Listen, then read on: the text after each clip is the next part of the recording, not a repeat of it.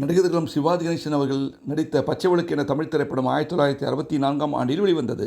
இயக்கம் ஏ. பீம்சிங் அவர்கள். தயாரிப்பு ரமா அரங்கண்ணல், ஏ.ஆர். ஆசன் கான் மற்றும் டி.எஸ். ஆதிநாராயணன் அவர்கள். இசை விஸ்வநாதன் ராமமூர்த்தி.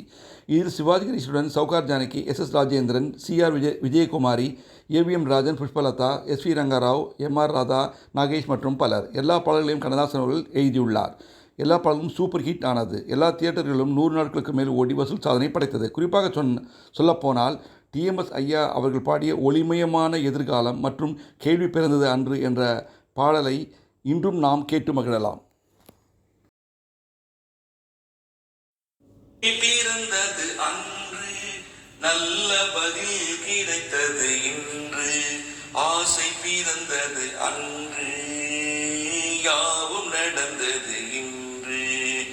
கேள்வி பிறந்தது அன்று, நல்ல பதில் கிடைத்தது இன்று, ஆசை பிறந்தது அன்று, யாவும் நடந்தது இன்று.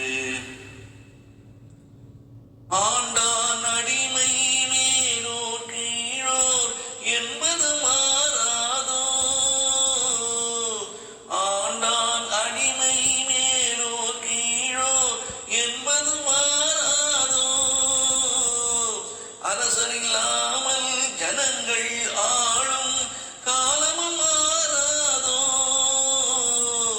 என்றொரு காலம் ஏங்கியதுண்டு, இன்று கிடைத்தது பதில் ஒன்று.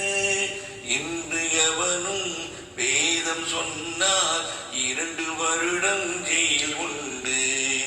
கேள்வி பிறந்தது அன்று, நல்ல பதில் கிடைத்தது இன்று, ஆசை பிறந்தது அன்று, யாவும் நடந்தது இன்று. வானத்தில் ஏறி சந்திர மண்டல வாசலை தொடலாமா, வானத்தில் ஏறி சந்திர மண்டல வாசலை தொடலாமா, மாண்டு கிடக்கும் மனிதனின் மேனி மறுபடி எழலாமா, என்றொரு காலம் ஏங்கியதுண்டு, இன்று கிடைத்தது பதில் ஒன்று.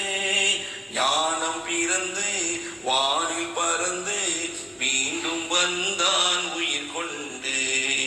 கேள்வி பிறந்தது அன்று, நல்ல பதில் கிடைத்தது இன்று, ஆசை பிறந்தது அன்று, யாவும் நடந்தது இன்று.